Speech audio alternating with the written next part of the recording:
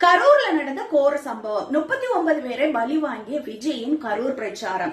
இதுல பாத்தீங்கன்னா இந்த குழந்தைங்க கூட இறந்தது மிக மிக வேதனை அளிக்கக்கூடிய விஷயம். இதுக்கு மெயின் ரீசன் என்ன அப்படின்னு சொல்றாங்கன்னா, நேற்றுக்கு மதியம் 12 மணிக்கு நடக்கக்கூடிய பிரச்சாரம் ஈவினிங் வரைக்கும் காலதாமதம் ஆனதுனாலதான் இது நடந்திருக்கு அப்படின்னு ஒரு தரப்பினர் சொல்றாங்க. ஏன்னா 12 மணி ஆனதுனால காலையில இருந்து மக்கள் திரள ஆரம்பிப்பாங்க இல்லையா. சோ மதியம் கூட சாப்பாடு இல்லாம அந்த வெயில்ல நின்று சாப்பாடு தண்ணி எதுவும் இல்லாம ஈவினிங் வரைக்கும் போனனால மக்கள் மயக்க நிலைமைக்கு போயிருக்காங்க. இன்னும் பாத்தீங்கன்னா 12 மணி அப்படின்னா ஆட்கள் இவ்வளவு திரண்டிருக்க மாட்டாங்க. வெயில் ஆனனால சிலர் போகாம இருக்கலாம். இன்னொன்னு வேலைக்கு போறவங்களால கூட வர முடியாது. சோ ஈவினிங் ஆனனால வேலை முடிச்சு வர்றவங்க, இன்னொன்னு வெயில் இல்லாத நேரம், அதனால மக்கள் அதிகமா திரண்டிருக்காங்க அப்படின்னு சொல்றாங்க. 10,000 பேர் எதிர்பார்த்த இடத்துல 30,000க்கு மேல ஆட்கள் திரண்டிருக்காங்க. சோ அந்த நேரத்துல பாத்தீங்கன்னா மக்கள் மயக்க நிலையில இருந்திருக்காங்க. அதுக்காக ஆம்புலன்ஸ் வரவழைக்கப்பட்டிருக்கு. அந்த டைம் நெரிசல் ஏற்பட்டதால இவ்வளவு மக்கள் இறந்திருக்காங்க அப்படின்னு சொல்றாங்க.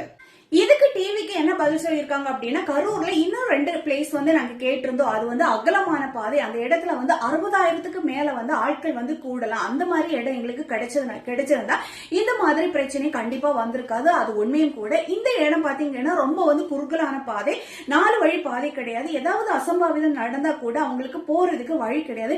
சோ அந்த மாதிரி இடத்துலதான் இந்த மாதிரி ஆள்கூட்டம் நடந்ததுனால இந்த மாதிரி பிரச்சனைகள் நடந்திருக்கு அப்படின்னு டிவிக்கு விளக்கம் அளிச்சிருக்காங்க.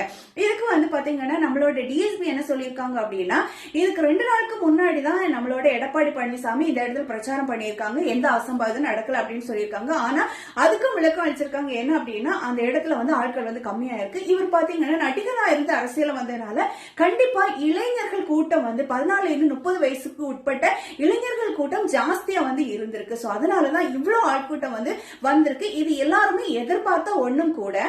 எதுவாக இருந்தாலும் போன உசுறு திரும்ப வராது. இன்னொன்னு பாத்தீங்கன்னா, இந்த மாதிரி இடங்கள்ல சின்ன குழந்தைங்களை கொண்டு போகாம இருக்கிறதுக்கு ட்ரை பண்ணுங்க. எப்ப எந்த நேரம் இந்த ஆள்கூட்டத்துல நடக்கும் அப்படிங்கறது நம்மளால யூகிக்கவே முடியாது.